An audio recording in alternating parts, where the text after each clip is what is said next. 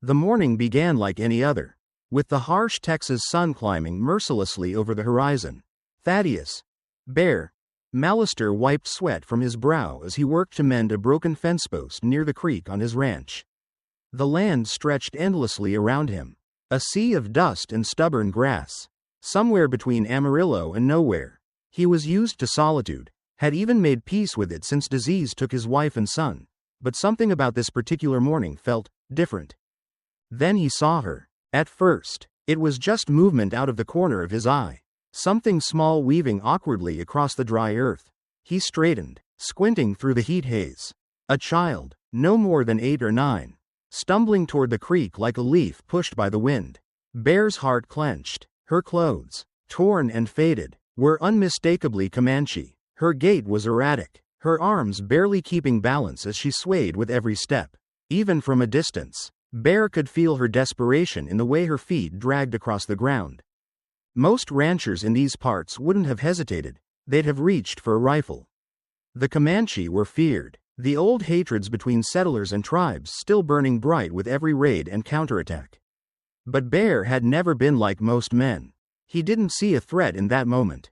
He saw a child, alone and half dead, crossing a battlefield of mistrust and old scars for a single, fragile chance at survival. He laid down his tools slowly, deliberately, hands in plain sight. His boots crunched gently on the earth as he approached her. She stopped, barely, knees wobbling under the weight of her hunger. Her eyes, wide and dark as the prairie sky, stared at him with equal parts fear and pleading. Bear could hardly breathe. It was like looking into his own past. Back to the night his boy had died in his arms, eyes open, mouth dry, body burning with fever. The girl tried to speak, rapid words tumbling from her mouth in Comanche.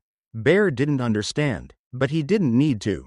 She pointed at her mouth, then the creek. Her hands trembled as they moved. Hunger, thirst, need, simple truths that cut through language and bloodlines. For a heartbeat, Bear hesitated. He thought about the men in town, their warnings, the smoke signals some had seen in the hills. He thought about the Comanche raids, the way suspicion clung to every campfire story like smoke. He thought about what they would say if they knew he'd even looked this child in the eye. Then he looked at her again, and what he saw wasn't politics, wasn't danger. It was a child's last hope flickering like a candle in the wind. He knelt slowly, reaching out his arms with a gentleness he hadn't used in years. The girl collapsed into him without a sound. She weighed almost nothing, like a bundle of sticks and rags. Bear lifted her easily and carried her across the field as the morning sun began its cruel climb. Her head rested against his chest, and he could feel the tremors running through her body, not just cold or fear, but the trembling of someone who had nearly stopped hoping. In his small, weather-worn cabin, Bear laid her in the only chair he had and moved quickly. On the stove was leftover stew from last night, still warm. He ladled it into a bowl, sliced some of the fresh bread he'd baked that morning. The scent filled the air like a promise. She watched him the whole time, warily at first, then with a glimmer of something that made Bear's throat tighten. Hope. It was small and fragile, but it was there. He handed her the bowl, and she took it in both hands like it was the most precious thing in the world. She didn't speak, just ate, slow at first, then with rising desperation. Bear didn't look away. He let the warmth of the moment settle around them, like sunlight after a storm. As she ate, he saw something beneath her collar, a string of intricate beads, partially hidden by torn cloth. His breath caught. He knew those beads. Old Pete Morrison had described them just last week. Sacred family emblems worn by Chief White Bull's kin. This girl wasn't just any child. She was a daughter of one of the most feared leaders in the territory. Bear's hands trembled. Every choice he had made now felt 100 times heavier. But then he looked at her again, her face, no longer pale with despair, her lips still cracked but moving with renewed life, and he knew he would make the same choice again. Because in that moment, there was no war, no sides, no history to burn or avenge. Just a man and a child, brought together by the simple, unshakable truth that love and kindness are never wasted. Blank. Blank. The girl had fallen asleep with the last bit of stew still warm in her belly. Her small frame curled beneath Bear's only blanket. The late afternoon sun filtered through the cabin window in narrow golden beams, casting everything in a warm, deceptive peace. Bear sat at the table across from her, staring at the fire without really seeing it. He'd done what he believed was right, but right didn't always mean safe. He looked over at her again, skin darkened by sun and weather, hair tangled and clinging to her cheeks. But her face was peaceful now, serene even. She looked like any child who had just eaten a real meal and felt safe for the first time in days. It should have been enough. But Bear's gaze dropped to something that had caught the light just beneath her collar. A glint of color, tiny beads arranged in patterns that told stories older than any town or ranch in Texas. He leaned forward gently, lifting the edge of her garment with reverent care, not to disturb her sleep. And there it was, the necklace. Intricate beadwork, unmistakable craftsmanship, the kind old Pete Morrison had spoken of in hushed tones just last week. Over coffee at the general store. She wears her people's pride, Pete had said, tapping his mug. Those beads mean she's family. Close family. Chief White Bull's bloodline. Don't mistake him. You see those colors? That design? That ain't just for show. Bear's chest tightened. He leaned back slowly, heart pounding. The child he had taken into his home, fed, and sheltered, she wasn't just anyone. She was the daughter of White Bull, the most revered and feared Comanche leader for 100 miles in any direction. A man who'd held his ground against cavalry and settlers alike, who had earned respect not only through war, but through wisdom. And Bear had his daughter sleeping under his roof. His hand trembled as he rubbed his jaw. What had he done? This wasn't just kindness anymore. This was political, tribal, dangerous. Harboring the daughter of a chief could be seen as a threat, a challenge. The Comanche had no reason to believe she'd wandered onto his land by accident. They'd think she'd been taken. Maybe by force, maybe for ransom. His good intentions would be lost in translation between cultures shaped by blood and betrayal. He stood abruptly, pacing. His boots echoed off the wood floor. Too loud, too fast. The girl didn't stir. She was still too exhausted. But the weight of what lay outside that cabin, just over the hills, maybe hours away, grew heavier with every breath. Would White Bull ride alone? No. He'd come with warriors. He might already be on the trail. And Bear had no way of explaining what had really happened. Not in their language, not in their rules, not in time. Still, even as dread clawed at his chest, another emotion tugged at the edges of his heart, hope. Hope that White Bull would see what Bear had seen in the girl's eyes, the hunger, the fear, the silent plea for help. Hope that even a war chief would recognize compassion when it was genuine.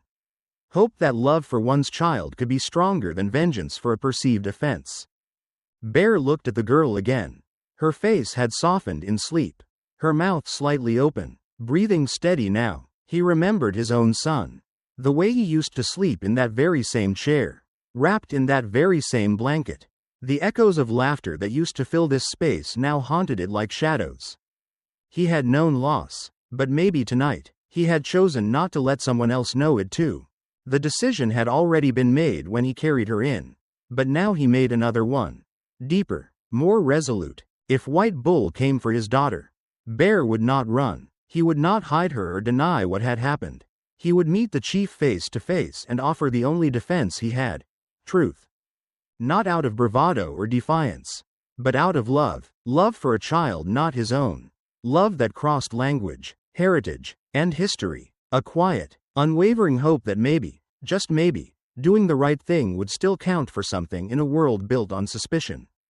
Bear sat back down beside the chair, resting one hand gently near the girl's sleeping fingers.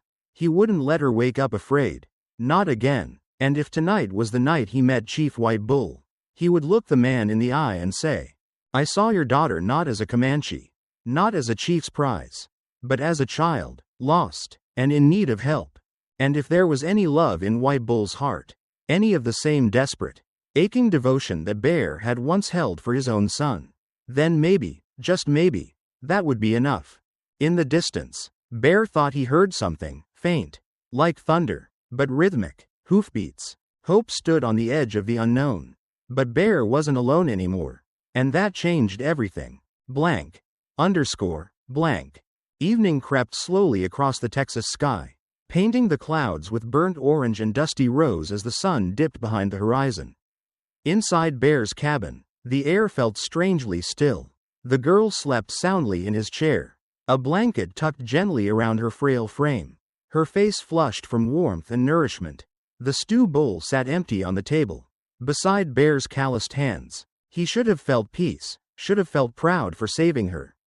Instead, a heavy silence settled over him like a storm cloud waiting to break.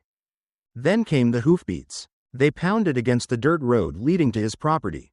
Fast and urgent, Bear stood, instinctively reaching for his coat before peering through the narrow window. 3 riders. The lead horse kicked up dust as it came to a halt, Cletus Hartwell. His longtime neighbor, wild-eyed and already shouting before his boots hit the ground.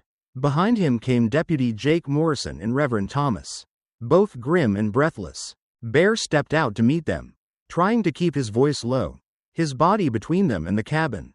"Bear, what in hell have you done?"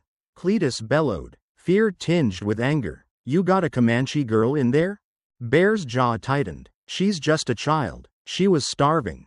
"Doesn't matter," Cletus snapped. "You think they care why you took her in?" Morrison saw smoke signals, real ones, over the ridge. Comanche scouts, maybe more. "You don't hide that girl now. They'll burn your ranch to the ground." Deputy Morrison nodded, face pale under his hat. "My father sent word from town. They say Chief White Bull's daughter went missing during a hunting trip 3 days ago. She got lost in a storm. She's their blood. Bear, if they think you've taken her." Reverend Thomas spoke softly. "You have to understand what this means. They'll come looking." Bear looked down, his fingers flexing at his sides. He didn't want this, didn't ask for it, but the child sleeping behind his walls had come to him with nothing but hunger and trust. He couldn't betray that. "I couldn't let her die," Bear said quietly. The silence that followed was like the hush before lightning. "She's inside?" Morrison asked, lower now, more serious than angry. Bear nodded. "Sleeping. She could barely stand when I found her." Reverend Thomas exhaled. "You did the right thing, son. But the right thing doesn't always keep you safe." "Which is why," Morrison said, mounting his horse again, "I've got to report this. It's my duty. But I'll give you a head start. Get her back to her people before they find you here." "In the dark?" Bear asked. "She's still weak. How would I even find the camp? If they see me first, I'm a dead man." Morrison shook his head. "You'll have to figure that out." "Bear, I wish I could do more." Cletus stepped closer, voice raw now. "They'll think you kidnapped her. Maybe worse. You should have taken her to the sheriff the minute you found her. She would have died before I even got there." Bear shot back, his voice rising for the first time. "You think I could have watched that happen? Just turned my back like it didn't matter?" Cletus didn't answer. Reverend Thomas looked at him with something almost like sorrow. "I pray your kindness isn't punished." As the men rode off, dust trailing behind them, Bear stood in the growing dark alone. He could feel it building, fear, uncertainty, but something else as well. A strange kind of clarity. The path in front of him wasn't clear, but his conviction was. He went back inside. The child was still sleeping peacefully, the flicker of lamplight dancing across her small face. Bear knelt beside the chair and brushed a strand of hair from her brow. "You have no idea what you've started," he whispered, "but maybe that's not a bad thing." He thought of the men in town, always quick to speak of justice, always afraid of the tribes they'd never bothered to understand. He thought of his wife, long buried in the churchyard, who used to hum lullabies to their son when he couldn't sleep. He thought of the boy's laugh, soft, high-pitched, a sound that once made this cabin feel like home. Love wasn't always loud. Sometimes it was silent. A bowl of food, a blanket, a decision to stay when running would have been easier. He wouldn't leave her, even if the Comanche came, even if it cost him his life. He would protect this child, not because she was a chief's daughter, but because she was a child, and someone had to show her that not all white men met fear with hatred. That night, Bear sat in the corner with his rifle across his knees, not to use it, but to show her he would stand between her and whatever came. Because hope isn't about what's safe. It's about what's right, and love, Real love means staying even when the world tells you to run. Blank. Underscore. Blank. Nightfall wrapped the prairie in silence. The kind that feels too heavy to be real. Stars glittered overhead like spilled silver. But Bear felt none of their wonder. Inside the cabin, the child still slept, curled beneath the blanket like a seed hidden from the wind. Bear hadn't lit the lantern. He didn't want to draw attention. Still, it came. The drums. They started softly, just a pulse on the edge of hearing. Like the heartbeat of the land itself. Bear froze. Then the sound grew louder. Steadier, rhythmic and deliberate. It wasn't chaos. It was discipline, ceremony, warning. He stepped to the window. Every part of him stiff with dread. At first, he saw nothing. Just the dark shapes of trees and the faint shimmer of starlight over his fence lines. But then movement, slow, spectral, began to take shape. They came like ghosts on horseback. One by one, silhouettes emerged from the shadows. A semicircle of riders spreading wide, tightening around his ranch with every beat of the drums. Bear counted dozens, then hundreds, 200 warriors, every one of them painted for war. Feathers tied to braids, weapons drawn. They didn't shout, they didn't rush, they didn't have to. This wasn't a raid. This was judgment. Bear stepped back from the window, heart pounding in his chest. He'd hoped for time, for a chance to explain, to prepare, but the Comanche weren't waiting for morning. From the chair, the girl stirred, her dark eyes opened, wide and alert. She heard it too. She sat up slowly, then looked at him, really looked, and Bear saw understanding in her gaze. She knew what the drums meant. She leapt to her feet, unsteady but urgent, and began speaking rapidly in Comanche. Her voice cracked with urgency as she pointed toward the door. Then herself. Then mimed arrows flying through the air. Bear couldn't follow the words. But the message was clear. Her people were here. And they were ready for war. He knelt beside her, trying to keep his voice steady.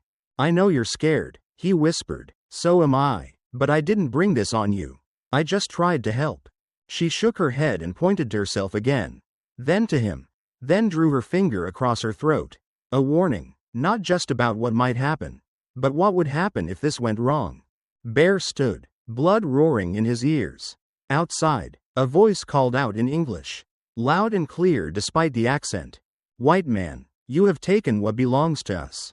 Send out the girl, or you will not live to see morning." The words settled into the earth like thunder. Bear's hand hovered near the door, but he didn't reach for a weapon. The girl was already pulling at his sleeve, desperate to act, to explain. She raised her hands and began opening and closing her fingers rapidly. Bear counted, 10, 20, 30. She didn't stop until she'd reached 200. His stomach turned. This wasn't a bluff. The entire tribe had come.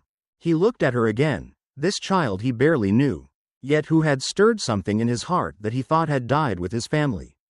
She was scared, but she wasn't crying. She stood firm, small hands clenched, as if willing him to understand that this wasn't over, that something more was possible. "I can't send you out there alone," Bear murmured. "They won't understand." Still, she stepped toward the door. He followed. Outside, the warriors watched in silence. They filled the night like a storm front, every one of them ready for the signal to strike. At the center sat a man who could only be Chief White Bull, massive, unblinking, power radiating from every line of his posture. The girl ran to him, her small voice calling out through the cold air. She reached his side and threw her arms around him. White Bull didn't return the embrace. He knelt, inspecting her, touching her face, lifting the edge of her torn clothing as she spoke with frantic urgency. Then he looked at Bear. And Bear saw it. Grief, anger, confusion, love. The same storm that had lived in Bear for years now raged behind the chief's eyes. For all his power, for all his presence, White Bull was still a father who had thought he'd lost his daughter. He stood and approached slowly. The warriors shifted their weapons, drawing a breath of death from the stillness. "My daughter says you fed her," White Bull said. "That you gave her your blanket." Bear nodded. "She was starving. She came to me. I couldn't let her die." White Bull stepped closer, his face carved in stone. "You knew who she was." Bear didn't deny it. "Yes, but not when I took her in." The silence stretched until it felt unbearable. Then the girl cried out. Stepping forward, she pointed back toward the cabin. Then to Bear, miming food, water, sleep. Then, to the shock of everyone, she smiled. Hope. In the middle of war paint and sharpened blades. She smiled. White Bull followed her gesture. He entered the cabin. On the table, he saw the empty bowl, the chair with its soft blanket, and a photograph. Bear's family. A boy about the same age.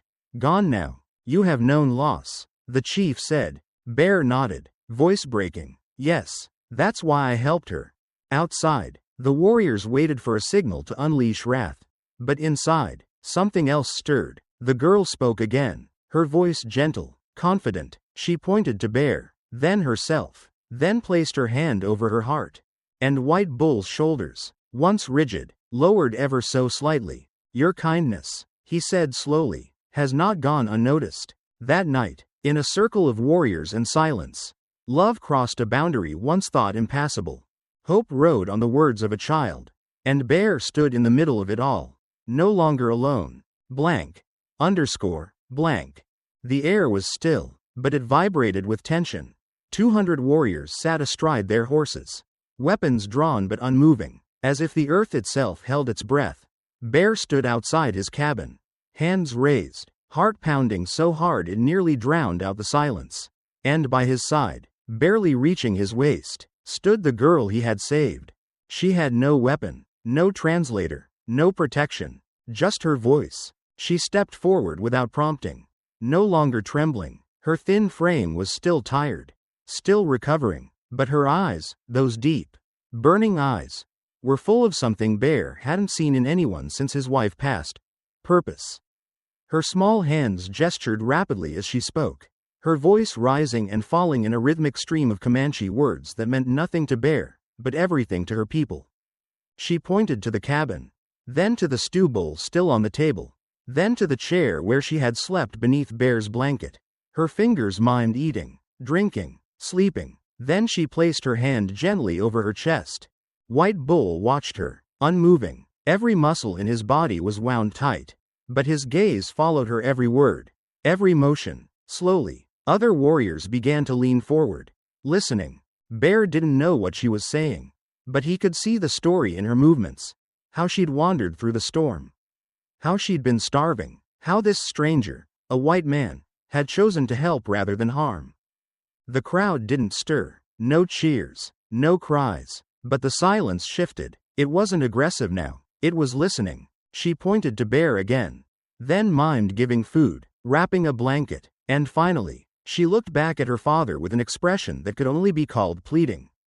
For his life. For understanding. For peace. White Bull's eyes flicked toward Bear, the man who had taken in his daughter, who could have claimed ransom.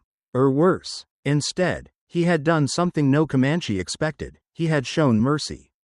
She is telling them, the chief said, his voice like gravel soaked in grief, that you gave without asking, that you asked for nothing in return.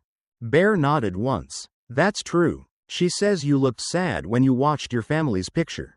White Bull added, she thinks you helped her because you know what it is to lose a child. Bear felt his throat close. I do. The words didn't change the temperature of the night, but the meaning did. What had started as a war party was shifting into something else. Not peace, not yet, but the beginning of a question. Could love exist here? In a place ruled for so long by fear? Then came a voice from the crowd. It was Broken Arrow, the fiery young warrior with a face like flint and a voice that struck like a match. He stepped forward, his lance pointed, his tone furious. Though Bear didn't understand the words, the meaning was unmistakable. He called for blood, for tradition, for justice, no matter what the girl said. White Bull responded calmly, but Bear could see it in the chief's eyes. This wasn't just about him anymore. It was about the tribe, the future, the question of whether mercy could live beside memory. And that's when the girl did something none of them expected. She walked up to Broken Arrow, her small frame dwarfed by the size of his horse, and spoke again. Fiercely this time, passion in every syllable. She pointed to herself, to Bear, to the necklace she wore. She placed her hand over her chest again, then reached out and touched Broken Arrow's saddle. A peace gesture. A child's offering. She's asking him, White Bull translated, what he would do if his child was dying in the wilderness. Would he want her saved? Or ignored? Would he want kindness? Or vengeance? Broken Arrow's face twitched, and slowly, his lance dipped, not all the way, but enough to matter. Then the girl turned back toward the assembled warriors. She didn't shout, she didn't command, she simply told the truth, over and over, with all the strength in her young voice. She told them that punishing a man for kindness would make them no better than the soldiers who had stolen their lands.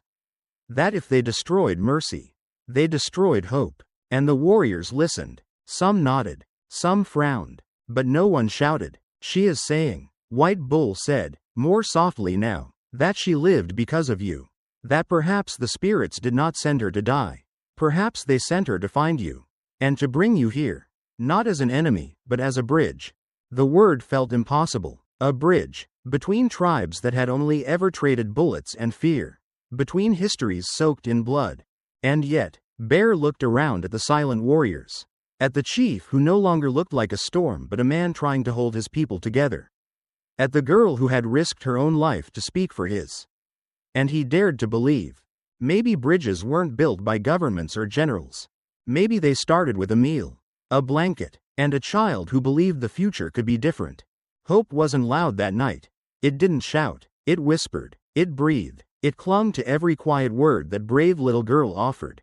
And for the first time, Bear realized, he wasn't just being defended. He was being loved. Blank. Blank. The tension was razor thin. The girl's words still echoed in the night air. But their warmth had barely settled when Broken Arrow stepped forward again, this time with fire in his eyes and fury in his stride. His lance gleamed in the moonlight, raised high as he marched across the field between the warriors and Bear. A murmur rippled through the gathered crowd. Warriors straightened in their saddles. Some tightened their grips on bows. Others shifted nervously. They knew what this meant. A challenge. A call to the old ways. Broken Arrow wasn't just speaking to the chief anymore. He was speaking to the tribe's pride. To generations of scars etched into skin and memory. He shouted in Comanche, his voice strong, cutting through the calm like lightning through a dry sky. Though Bear didn't understand the words, the tone said enough. Blood, tradition, retribution. White Bull's jaw clenched. He answered in the same tongue, slow and deliberate, but Bear could feel the strain behind each syllable. The ground they were standing on was fracturing, between those who wanted peace and those who couldn't let go of pain. Bear didn't move. He could feel the girl behind him, her small hand resting lightly on his coat. He glanced down, and she looked up, calm, steady, but no longer afraid. She stepped forward again, right between her father and Broken Arrow. The gasps around them weren't loud, but they carried weight. This wasn't done, not in the middle of a formal challenge, not by a child, but she didn't care. She raised her voice, clear, unwavering, and began to speak again. Her words were different now, slower, measured. There was no desperation in them this time. Just truth, deep, powerful truth spoken from a heart too young to be jaded. She told them what had happened, how she had gotten lost, how the storm had swallowed the plains, how she had wandered alone for days without food or water. Her voice cracked only once, and then grew stronger. She pointed to Bear and said his name, then mimed the stew, the bed, the warmth of the blanket. She said that no one had forced her to stay, that no chains had held her, only kindness. She stepped toward Broken Arrow and asked him a question. Her voice was gentle, but it held the strength of an entire world behind it.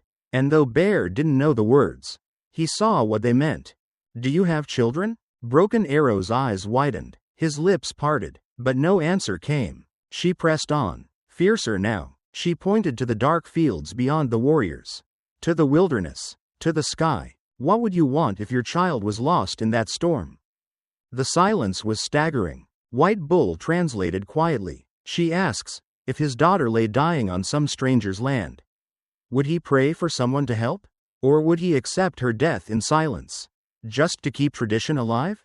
No one moved, no one breathed. Then she turned to the warriors behind Broken Arrow.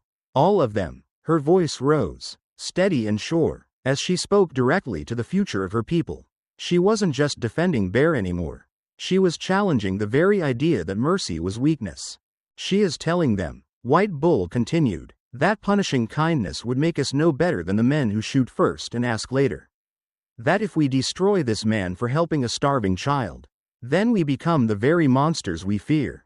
Bear's breath caught in his throat. He had expected anger, judgment, maybe even execution. He hadn't expected grace. The warriors looked at one another. Some lowered their weapons slightly.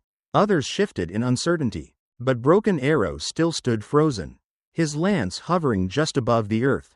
He spoke one last time. Softer now. And White Bull translated. He says perhaps the spirits sent us a teacher instead of an enemy. Perhaps wisdom sometimes comes in the smallest voice.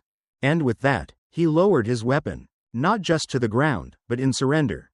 The girl exhaled and turned toward Bear.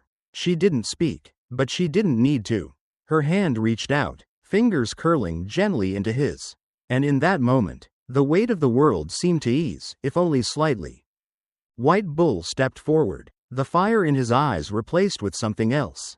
Respect, maybe even hope. My daughter has done what many men could not, he said. She has turned warriors into listeners. And tonight, she has taught us that the strength of a people is not only in how they fight, but in how they forgive. Bear could hardly respond. He was too overwhelmed by the enormity of what had just happened. The girl had stood in the shadow of war and chosen love. And the tribe had listened. Blank. Blank.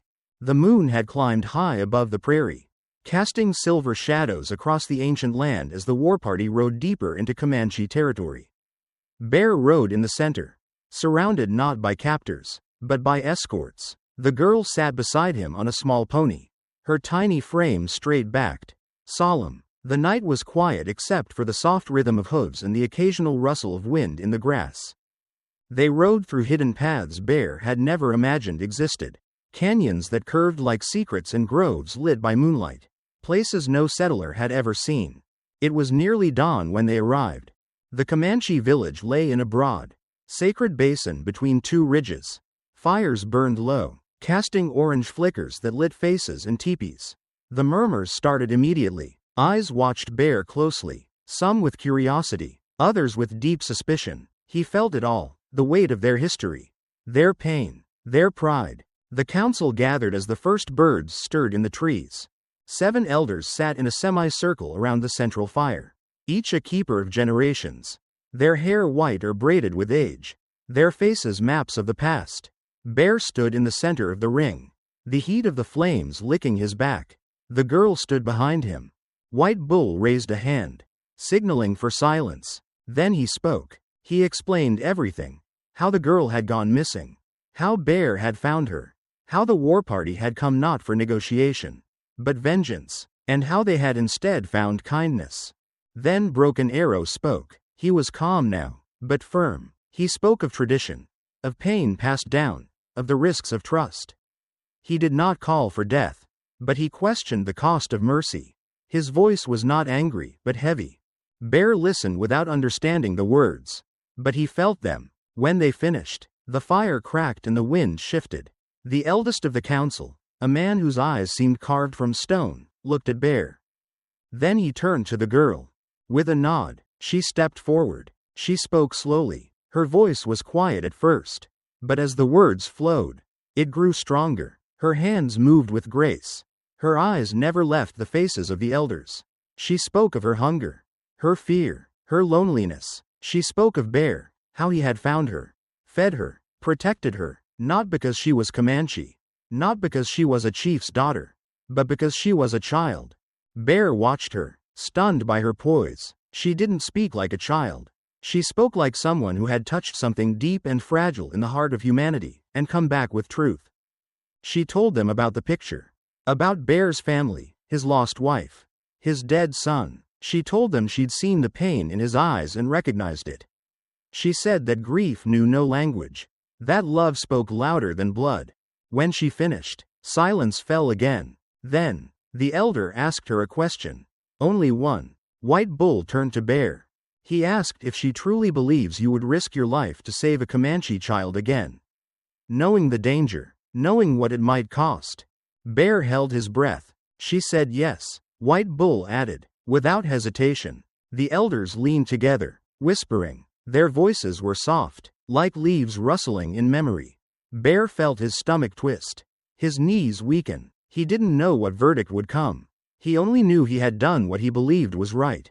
The eldest rose slowly. His joints creaked. His staff thudded against the earth. White Bull listened, then turned to Bear. He says the spirits sent us a test. Not a test of war. A test of the heart. And tonight, mercy has earned mercy in return. Bear nearly collapsed with relief. His knees trembled, but he stayed upright as the elder continued. You will be granted safe passage home. But more than that, you will have the protection of our tribe. Anyone who harms you or your land will answer to this council. Bear stared, unsure how to speak. There is one condition, White Bull said. Bear braced himself. If ever one of our people comes to you in need, lost, hungry, wounded, you must offer them the same kindness. No matter the past, no matter the fear. I promise, Bear said, his voice hoarse. I swear it. The fire crackled, and the girl stepped forward. She wrapped her arms around Bear's waist and whispered in broken English. Thank you for saving me. Now I save you. Around the fire, faces softened, eyes closed, and for the first time, hope bloomed in a place where only vengeance had once taken root. Blank. Blank. The sun rose golden and quiet over the Texas plains, casting long, peaceful shadows across Bear Mallister's land. He rode slowly back toward his cabin, no longer flanked by warriors on edge, but by an honor guard. The men who had once come for blood now rode in silence beside him. Their expressions unreadable, their presence protective. The girl rode close too, her head held high, no longer the starving, desperate child who had stumbled into his world. Now she was something else, a symbol of change, of courage, of hope. When they reached the ranch, White Bull halted his horse and turned to Bear. The chief's voice was low, but resolute. My people will not forget this, he said. You saved one of ours, and we saw it with our own eyes. Bear nodded, unsure of what to say. Your land, White Bull continued, will be known as ground of peace. A place where no weapon will be drawn. Comanche and settler alike may speak here, trade here, learn here, because of you, because of her. He looked at his daughter, now radiant with calm strength. Not all will accept it, the chief added. Some will resist, but they will not outlast the truth of what happened. Bear stepped forward. I'm just a rancher. I don't know much about peacekeeping or politics. You know how to feed a hungry child. White Bull replied. That's more than most leaders know. They parted with a simple gesture. No treaty, no signature, just understanding. That night, the tribe disappeared into the hills, as silent and graceful as they had come. Days passed, then weeks, and slowly, the story began to spread. At first, it came as whispers. Settlers in town wondering if it was true that Chief White Bull had ridden to Bear Mallister's ranch and returned without bloodshed. Then it became legend. The lone cowboy who fed a chief's daughter and changed the future. Bear didn't ask for the attention. He didn't build a monument. He simply went back to mending fences, raising cattle, baking bread. But things change. A month later, a wagon arrived with a wounded Comanche boy in the back. His mother approached Bear's cabin with wary eyes.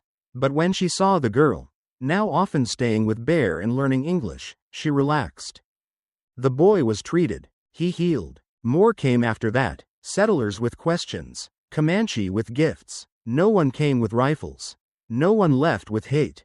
Bear built a new table on his porch, a long one, big enough for guests from both worlds. The girl helped. She carved symbols from both cultures into the wood. Hands, arrows, stars. Over time, she became known not just as the chief's daughter, but as a translator. A guide. She learned English quickly, taught Bear Comanche words in return. She helped build bridges where fences had once stood. She never forgot what Bear had done. Every year, on the same night she had first arrived at his ranch, she would visit. By then, she had grown tall and wise, her braids adorned with symbols of honor. She brought food, flowers, stories. They sat by the fire and remembered, not the fear, but the choice. The choice to see a child instead of an enemy. To choose love over fear. To believe that hope could grow from even the driest land. Bear lived to be 73. He died in his sleep. Peaceful and full of quiet joy.